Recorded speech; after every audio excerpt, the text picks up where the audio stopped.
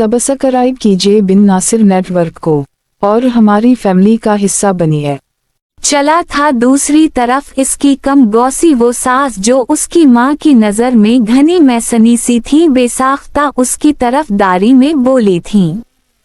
कोई तेज वेस नहीं, बहुत सुलझी हुई बची है, ऐसे ही तो मैंने इसे पहली निगाह में पसंद नहीं कर लिया था।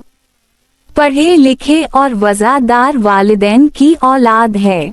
इसकी शख्सियत से ही माँ बाप की तरबियत झलकती है। देख लीजिएगा अपने इंतखाब को गलत साबित नहीं करेगी। वो तीखन भरे लहजे में बोली। रामीन चुपके से वापस पलट गई थी। शादीशुदा जिंदगी की पहली सुबह सास और ससुर के मुताल्लिक दिल में जो राय कायम हो गई, हर गुजरते दिन के साथ वो राय मुहकम होती गई। शब्बीर साहब बहुत काया शख्स थे, अपनी चर्ब ज़बानी ये से इन्होंने औलाद समेत सबको ही अपनी मुट्ठी में कर रखा था। अगर रामीन इत्तेफाकिया तौर पर उनका रूप ना देख लेती तो शायद वो भी उनके ज़ाहिरी रूप को सच्चा समझ लेती। नाज़मा बज़ाहिर सख्त गिर माँ थीं।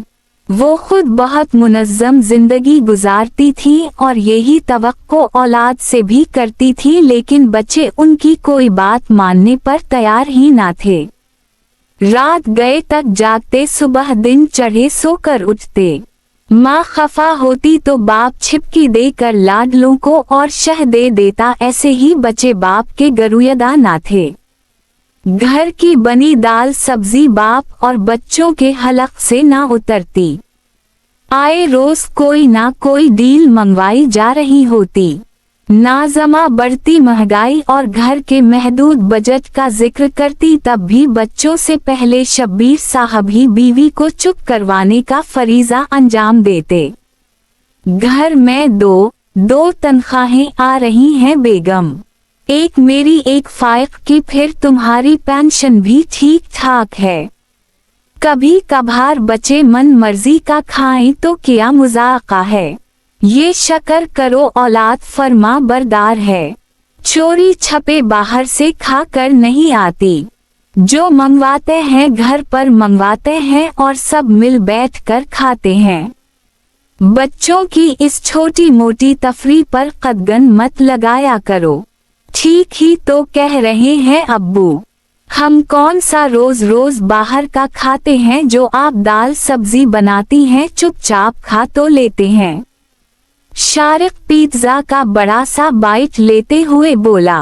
रामीन ने इस दाल सब्जी खाने वाले को देखा। जिस दिन घर में दाल सब्जी बनती शारिक के लिए या तो फ्रीजर में रखे कबाब फ्राई होते, वरना वो 2 अंडों का आमलेट बनाकर काम चलाता। रामीन बारहा नोट कर चुकी थी कि नाज़मा अपनी डायरी संभाले घर का बजट बनाने और इखराजात में तवाज़ुन रखने में हलकान रहती हैं, लेकिन घर का कोई फर्द उनकी मुश्किल समझने को तैयार ना था। रामीन खुद एक मिडिल क्लास घराने से आई थी। बढ़ती महंगाई घरेलू बजट पर किस तरह असर अंदाज होती है उसे बखूबी एहसास था। उनके अपने घर में भी घर का बजट माँ ही बनाती थी, लेकिन पापा न सिर्फ उनकी समझदारी का बरमला इतराफ करते थे, बल्कि खुद अपने ज़ाती इखराजात के लिए मुख्तस करदा रकम से भी बीवी या बच्चों के लिए उनकी सहूलत का सामान करने की अपनी सी कोशिश में लगे रहते। माँ और बाप के इस खुलूस भरे रिश्ते से जिंदगी बहुत सहल और सुबुक खराम थी, लेकिन इस घर में मुआमला बरअक्स था। मुआमलात चलाने की सारी जिम्मेदारी नाज़मा के सर थी। सब नाज़मा को माहाना खर्च देकर हाथ झाड़ लेते, बल्कि किसी ना किसी बहाने थोड़े बहुत पैसे वापस भी हथियाने के चक्कर में रहते।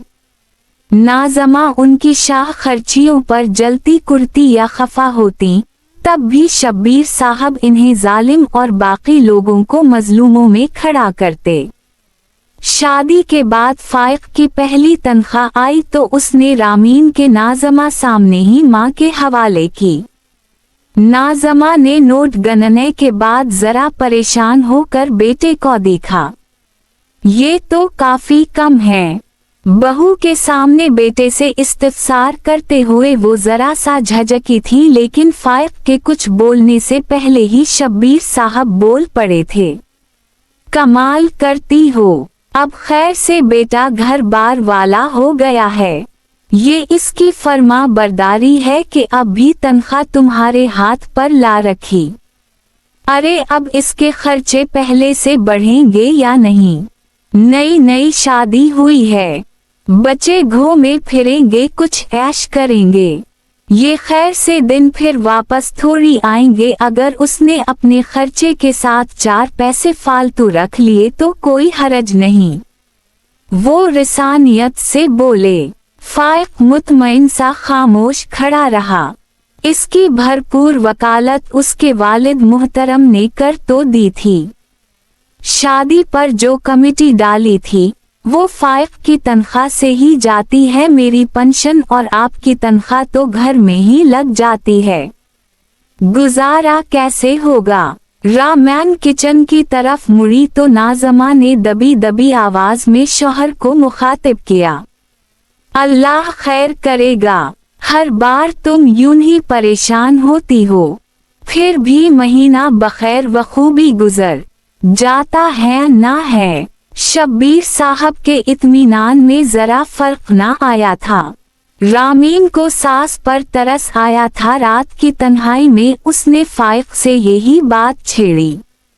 इस बार आपने अपने खर्चे के लिए डबल रकम रख ली।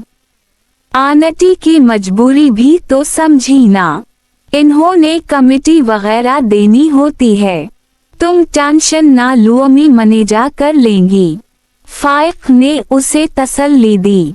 बात टेंशन की नहीं, लेकिन सच में मुझे शर्मिंदगी महसूस हो रही थी। मेरी वजह से आपके कौन सा इतने खर्चे बढ़ गए जो आप 1/3 तनख्वाह खुद रख बैठे। हम तो 10-12 दिन में आउटिंग पर बाहर निकलते हैं और आपको पता है मैं तो एक बर्गर और कोल्ड ड्रिंक लेकर ही खुश होने वालों में से हूँ। आपने फजूल अपना जेब खर्च बढ़ाया। रामीन वाकई खुद को इस इजाफी जेब खर्च की वजह गर्दानते हुए शर्मिंदगी महसूस कर रही थी। अरे बुद्धू हो तुम, तुम्हारी वजह से जायद रकम थोड़ी रखी है मैंने। ये जो मेरे खबीज दोस्तों का टोला है उनको शादी की ट्रीट देनी है, वो भी शहर के सबसे महंगे रेस्टोरेंट में। फाइक के कहने पर रामीन ने हैरत से आंखें फाड़ी। वो बल्ला वजह सास के सामने खुद को चोर महसूस कर रही थी। यहाँ तो मुआमला ही अलग था। और अब मैंने सोच लिया है हर महीने कुछ पैसे अलग करके रखूंगा। इसकी अगली बात पर रामीन के दिल को कुछ तसल्ली हुई।